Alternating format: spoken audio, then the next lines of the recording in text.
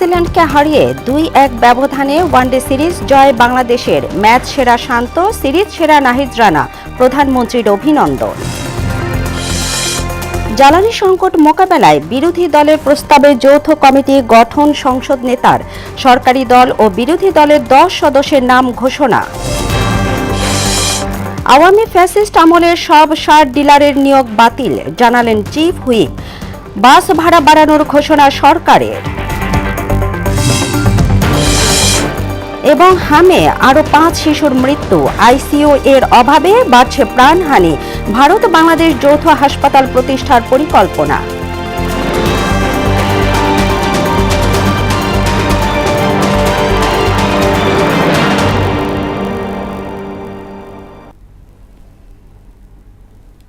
আসসালামু আলাইকুম। মোহনা সংবাদে স্বাগত। শুনছিলেন শিরোনাম, পুরো সংবাদে আপনাদের সাথে আছি তাবশির আলিজা।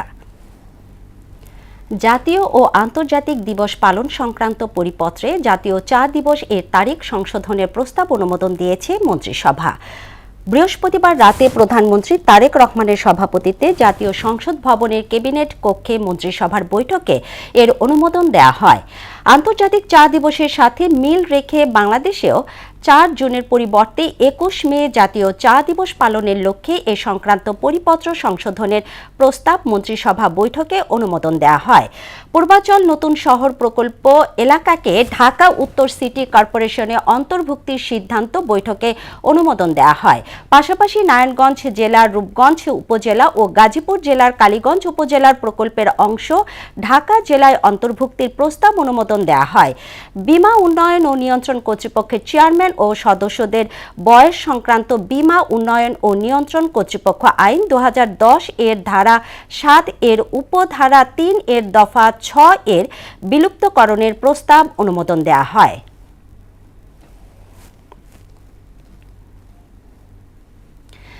দেশের চলমান জ্বালানি সংকটের যৌক্তিক সমাধান খুঁজতে এবং জাতীয় স্বার্থে যৌথভাবে কাজ করার লক্ষ্যে বিরোধী দলসহ ১০ সদস্যের একটি যৌথ কমিটি গঠন করা হয়েছে।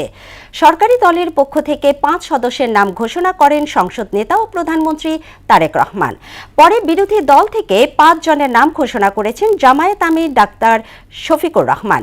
বৃহস্পতিবার সংসদের অধিবেশন চলাকালে এ নাম ঘোষণা করেন তিনি।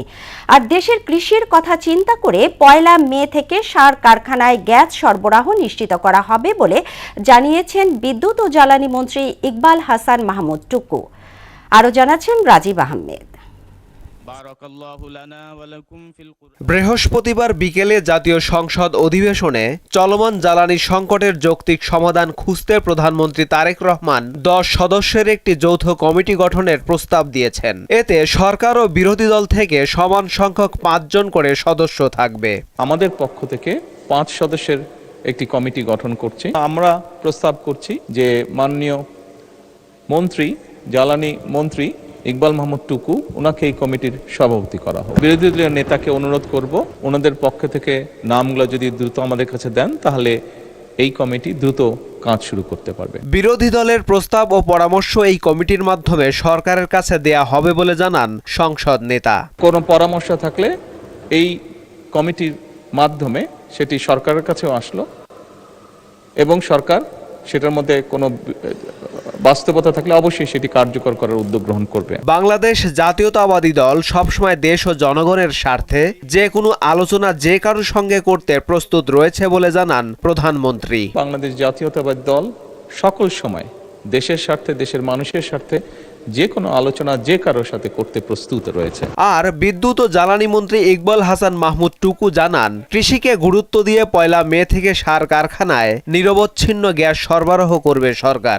১ তারিখ থেকে আমরা, যদিও বিদ্যুতের উৎপাদন আমাদের ক্ষতিগ্রস্ত হবে, তারপরে দেশের কৃষির কথা চিন্তা করে আমরা ১ তারিখ থেকে ফার্টিলাইজার ফ্যাক্টরিতে গ্যাস দেওয়ার সিদ্ধান্ত নিয়েছে। এ সময় আমদানি নির্ভরতা কমিয়ে অনুসন্ধানের মাধ্যমে গ্যাসের মজুদ বাড়িয়ে দেশের চাহিদা মেটাতে সরকার চেষ্টা করছে বলেও জানান জ্বালানি মন্ত্রী। দেশীয় গ্যাস ফিল্ড যেগুলো পরিত্যক্ত হয়ে গেছে, তার মধ্যে যে লেফটওভার গ্যাস আছে সেগুলোকে উত্তোলন করে আমাদের ডোমেস্টিক চাহিদা মেটানো চেষ্টা করব।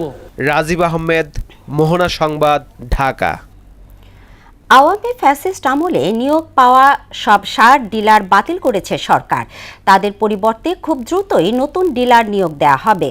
বৃহস্পতিবার সংসদ লবিতে সংবাদ সম্মেলনে এ তথ্য জানান সংসদের চিফ হুইপ নুরুল ইসলাম মনি। এ সময় তিনি আরও জানান, দেশের চলমান জ্বালানি সংকট সমাধানে 10 সদস্যের কমিটি করা হয়েছে।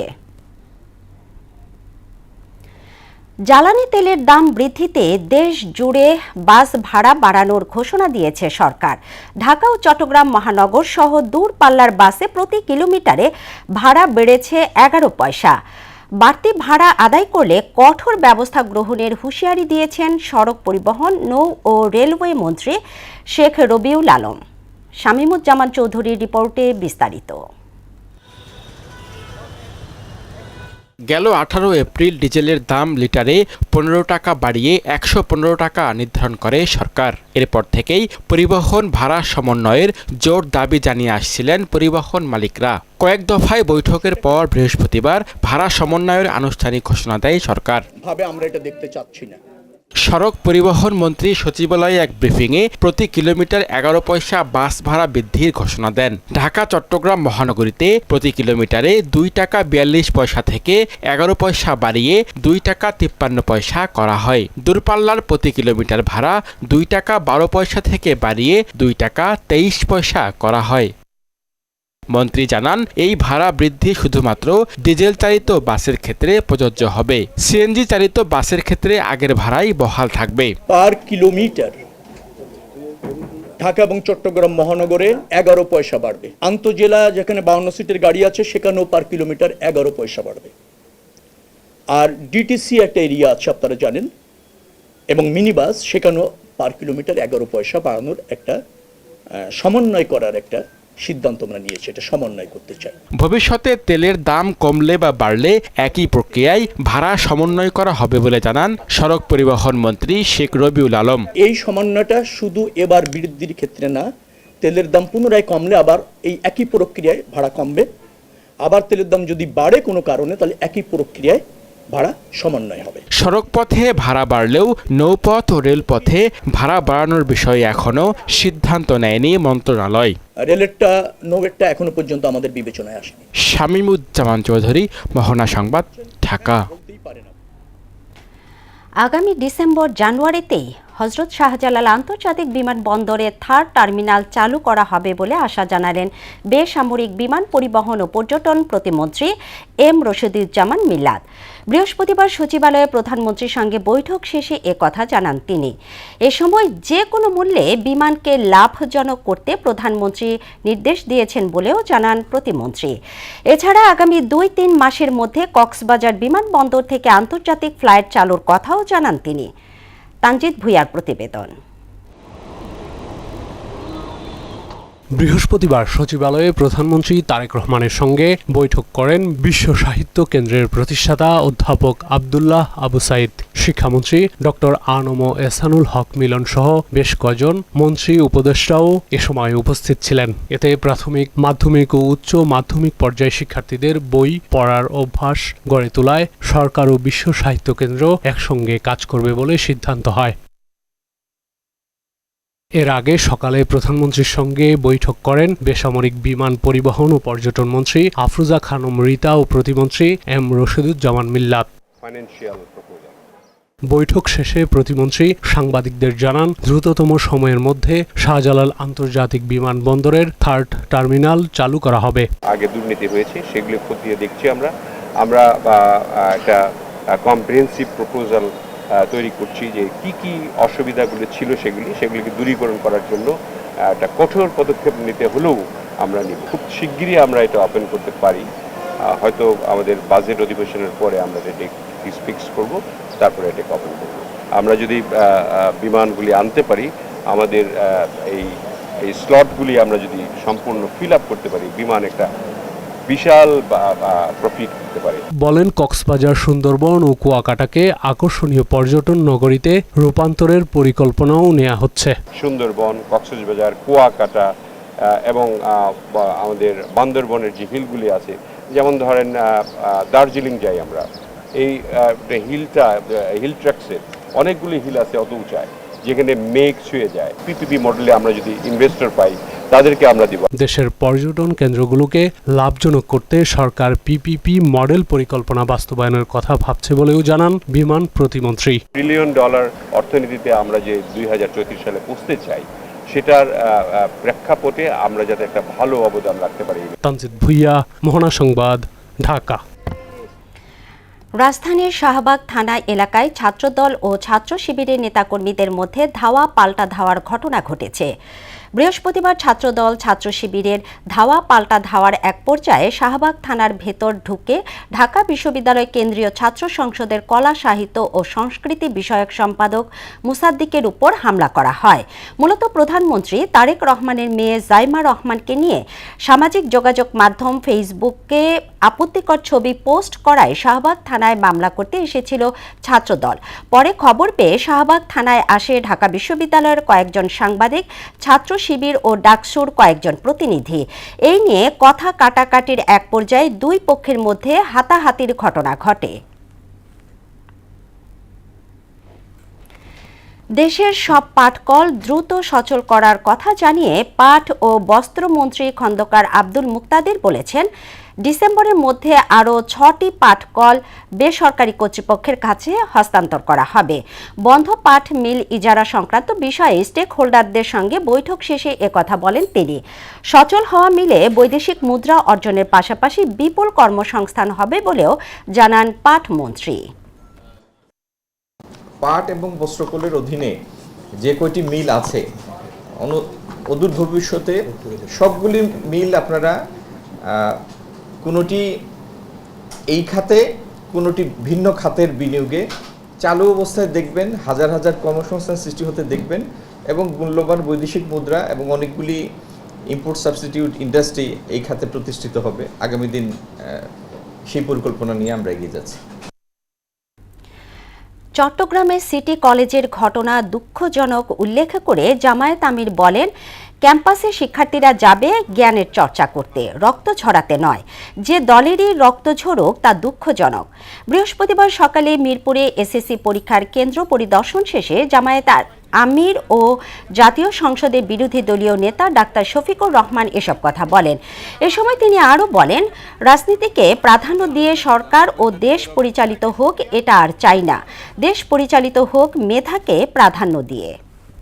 ওখানে যাবে তারা জ্ঞানের চর্চার জন্য, ওখানে যাবে কেন তারা রক্ত ঝরানোর। এই রক্ত যারই জোরক সে তো আমারই সন্তান। আমি দেখতে চাই না যে ও কোন দলের। যারই রক্ত জ্বলবে এটা দুঃখজনক। মা বাপ কাউকে রক্ত ঝরানোর জন্য ওখানে মানুষ হওয়ার জন্য পাঠিয়েছে। সেই মানুষ হওয়ার আঙ্গিনায় ও মানুষের কাজ কেউ করুক, এটা আমরা নিন্দা জানাই, আমরা এটা চাই না। শেষ হয়েছে ত্রয়োদশ জাতীয় সংসদ নির্বাচনের সংরক্ষিত নারী আসনের প্রার্থীদের মনোনয়নপত্র যাচাই বাছাই। এতে বিএনপি জোটের 36 প্রার্থী ও স্বতন্ত্র 1 জনের মনোনয়ন বৈধ ঘোষণা করেন রিটার্নিং কর্মকর্তা। এছাড়া স্থগিত থাকা জাতীয় নাগরিক পার্টির মনিরা শারমিনের মনোনয়ন বাতিল হয়। প্রার্থিতা ফিরে পেতে তিনি 26 এপ্রিল আপিল করবেন বলেও জানান। এমআর আসাদের রিপোর্ট। ত্রয়োদশ জাতীয় সংসদের সংরক্ষিত নারী আসনের মনোনয়ন যাচাই বাছাই শেষ দিনে সকাল 10টায় শুরু হওয়া কার্যক্রমে বিএনপি জোটের 36 প্রার্থী ও স্বতন্ত্র 4 জনের মনোনয়ন যাচাই বাছাই করেন রিটার্নিং কর্মকর্তা। এতে বিএনপির সব প্রার্থীর মনোনয়ন বৈধ ঘোষণা করে ইসি। একই সঙ্গে বৈধতা পান স্বতন্ত্র প্রার্থী সুলতানা জেসমিন জুই।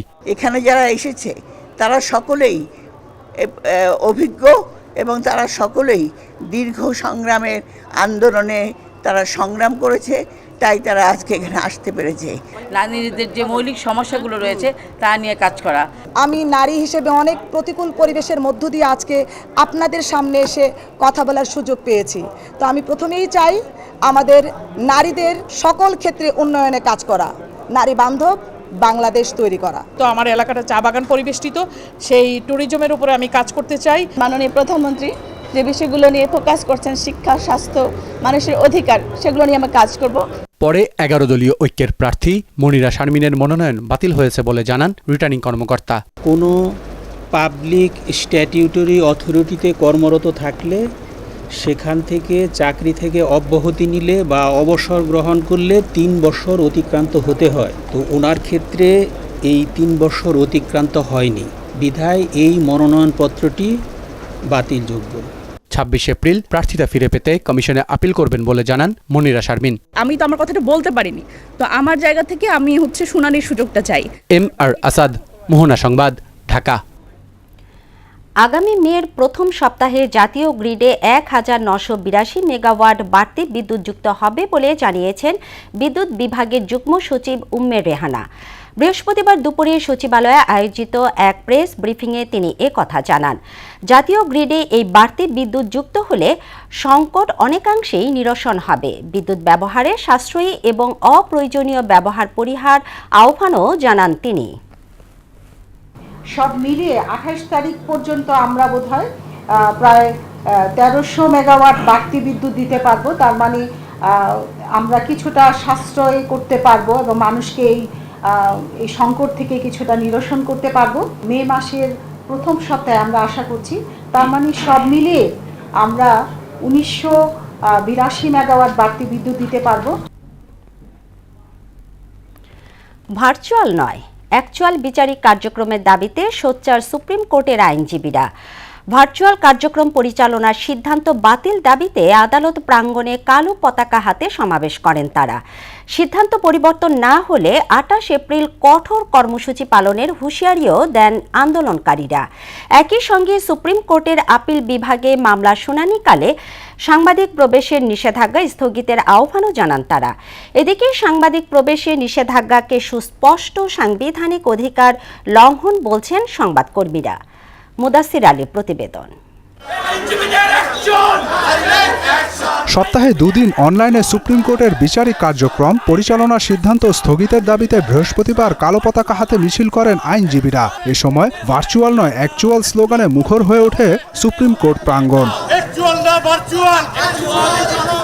পরে সাংবাদিকদের সঙ্গে কথা বলেন তারা, জানান সপ্তাহের শেষ 2 কার্যদিবসে সুপ্রিম কোর্টে মামলার যেসব বিষয় থাকে তাতে পুরোপুরি ভার্চুয়ালিতে বিচার কাজ সম্পাদন হয় না। সিদ্ধান্ত পরিবর্তন না হলে মঙ্গলবার আরও কঠোর কর্মসূচির হুঁশিয়ারিও দেন তারা। হাইকোর্ট বিভাগে 612টি মামলা শুনানি হয়েছে, সেখানে নিষ্পত্তি হয়েছে 156টি।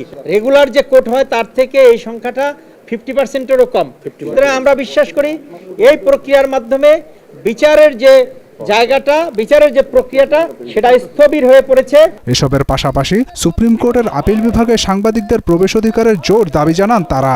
সাংবাদিকদের প্রবেশাধিকার না হলে সবচেয়ে ক্ষতি হবে বিচার বিভাগের, সবচেয়ে ক্ষতি হবে ন্যায় বিচার প্রার্থী জনগণের। অনতি বিলম্বে আমাদের সাংবাদিক বন্ধুরা যেন আপিল বিভাগ সহ সমস্ত আদালতে আগের মতো ফ্রি অ্যাক্সেস পায়, অ্যাক্সেস টু কোর্ট।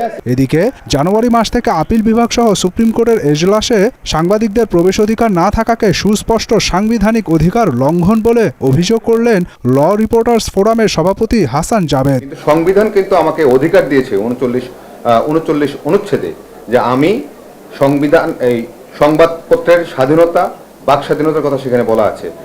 আপনি সংবাদ যদি আপনি দিতে চান, সেখানে প্রবেশ করতে না পারলে আপনি হেয়ারসে এভিডেন্স দিয়ে তো আপনি সঠিক তথ্য, বস্তুনিষ্ঠ সংবাদ পরিবেশন করতে পারবেন না। এর আগে সাংবাদিকদের নির্বিঘ্নে প্রবেশাধিকারের চিঠিও দেওয়া হয় সংগঠনটির পক্ষ থেকে।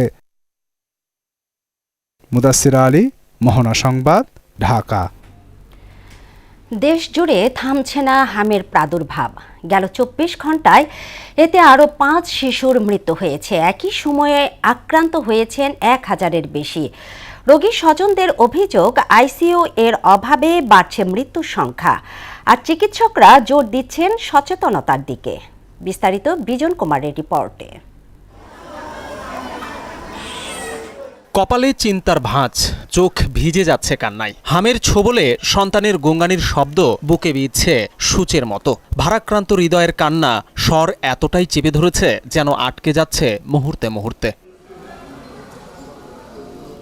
এই দৃশ্য ডিএনসিসি হাসপাতালের শিশু ওয়ার্ডের। গেল 2 দিন আগে হামে আক্রান্ত মেয়েকে নিয়ে এসেছেন তিনি। গণমাধ্যম আর চোখের সামনে শিশুর মৃত্যু দেখে আতকে উঠছেন ক্ষণে ক্ষণে। একই অবস্থা পাশের শয্যায় আক্রান্ত শিশুটির বাবারও। বাচ্চাটা কথা বলতেছে না, হাম হচ্ছে, চোখের সামনে আইসিসিতে নিয়ে যেতেছে, সিট পাচ্ছে না।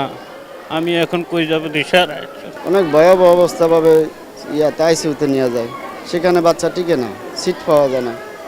এই যে এখন কি অবস্থা, মানে খুবই টেনশনে থাকি আমরা বাচ্চাদেরকে নিয়ে। হাসপাতালটির শিশু ওয়ার্ড ঘুরে দেখা গেছে হামের ভয়াবহ রূপ। প্রতিটি শয্যা থেকে ভেসে আসছে শিশুর কান্না। সবার অভিযোগ, নগরীর হাসপাতালগুলোর আইসিইউতে শয্যার অভাবে বাড়ছে মৃত্যু। আইসিইউর সংকটের কারণে বাচ্চাদের মৃত্যুটা বাড়তেছে, কারণ সেভাবে কারো অ্যাবিলিটি নাই যে ভালো কোনো আইসিইউতে রেখে বাচ্চার চিকিৎসা করবে। স্বাস্থ্য অধিদপ্তরের পরিসংখ্যান বলছে গেল 24 ঘন্টায় হামের উপসর্গ নিয়ে আরো 5 জনের মৃত্যু হয়েছে। আক্রান্তের সংখ্যা 1295 জন। আর গেল 15 মার্চ থেকে এখন পর্যন্ত হামের উপসর্গ নিয়ে মোট মৃত্যু হয়েছে 233 জনের। আমি নারায়ণগঞ্জ থেকে প্রথম গিয়েছি আপনার মাওতালেতে মেডিকেলে পাঠাইছে, মেডিকেলেতে তারপরে এইখানে আসা হয়েছে। পুরো ঢাকায় শহরেরই শর্ট, পুরো জায়গাতেই শর্ট। এটা হাসপাতাল বাড়ানো দরকার এই রোগের জন্য। সচেতনতার অভাবে বাড়ছে আক্রান্তের হার। এক্ষেত্রে পারিবারিকভাবে বাড়তি যত্নের পরামর্শ দেন এই চিকিৎসক। যখনই কোনো বাচ্চার উচ্চমাত্রার জ্বর আসছে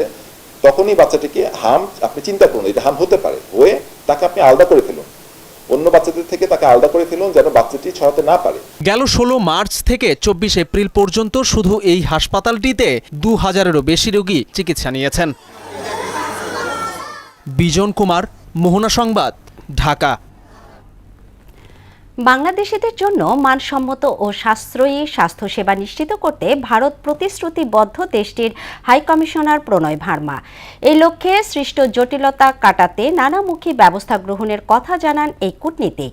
বৃহস্পতিবার সকালে রাজধানীর একটি হোটেলে রিদম গ্রুপের সঙ্গে ভারতের মণিপাল হসপিটালসের স্বাস্থ্যসেবা চুক্তি অনুষ্ঠানে এসব কথা বলেন ভারতীয় হাইকমিশনার।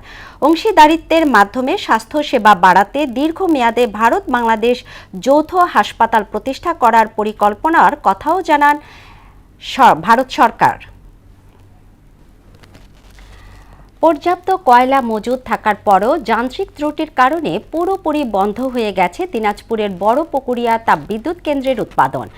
বুধবার রাত 10:10 125 মেগাওয়াট উৎপাদন ক্ষমতা সম্পন্ন 1 নং ইউনিটটি বন্ধ হয়ে যায়। এতে বিদ্যুৎ কেন্দ্রের 3টি ইউনিটের সবকটিরই উৎপাদন কার্যক্রম বন্ধ রয়েছে।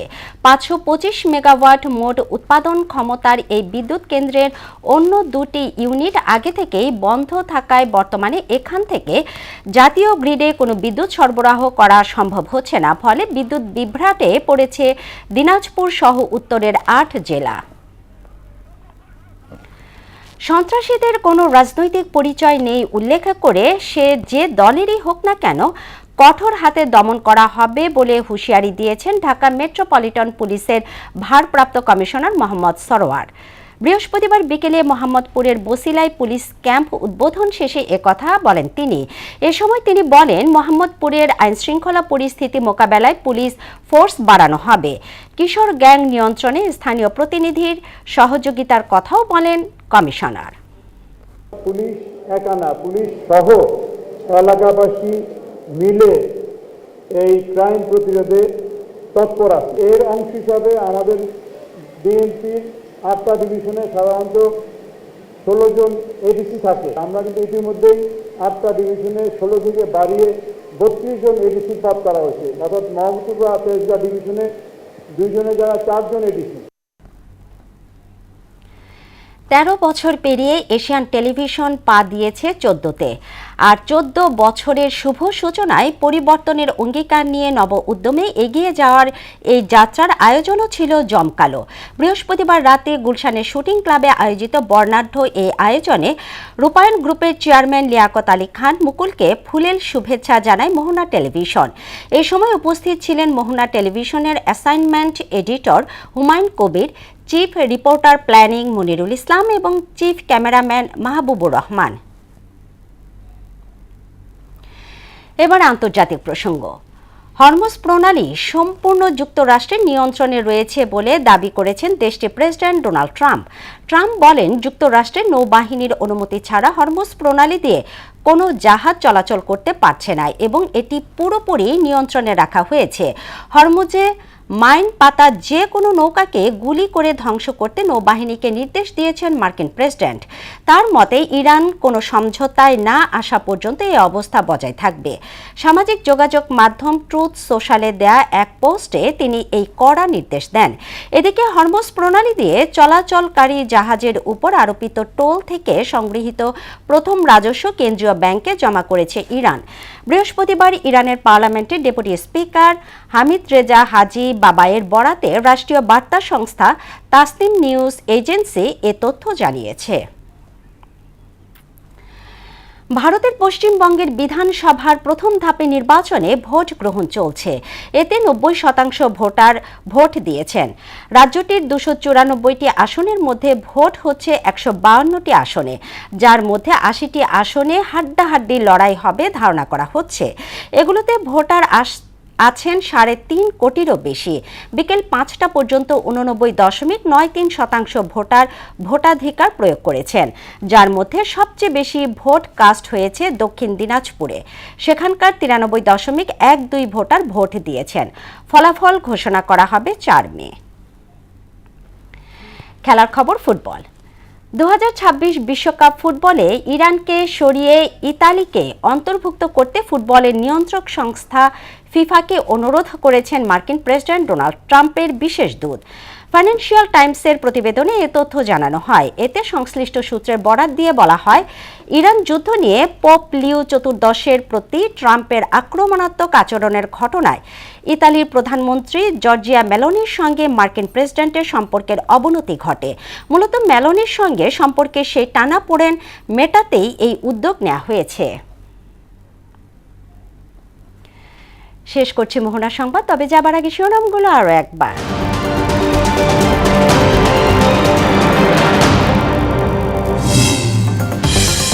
নিউজিল্যান্ডকে হারিয়ে 2-1 ব্যবধানে ওয়ানডে সিরিজ জয় বাংলাদেশের। ম্যাচ সেরা শান্ত, সিরিজ সেরা নাহিদ রানা, প্রধানমন্ত্রীর অভিনন্দন। জ্বালানি সংকট মোকাবেলায় বিরোধী দলের প্রস্তাবে যৌথ কমিটি গঠন সংসদ নেতার। সরকারি দল ও বিরোধী দলের 10 সদস্যের নাম ঘোষণা। আওয়ামী ফ্যাসিস্ট আমলের সব সার ডিলারের নিয়োগ বাতিল, জানালেন চিফ হুইপ। বাস ভাড়া বাড়ানোর ঘোষণা সরকারের। এবং হামে আরও 5 শিশুর মৃত্যু, আইসিইউ এর অভাবে বাড়ছে প্রাণহানি। ভারত বাংলাদেশ যৌথ হাসপাতাল প্রতিষ্ঠার পরিকল্পনা।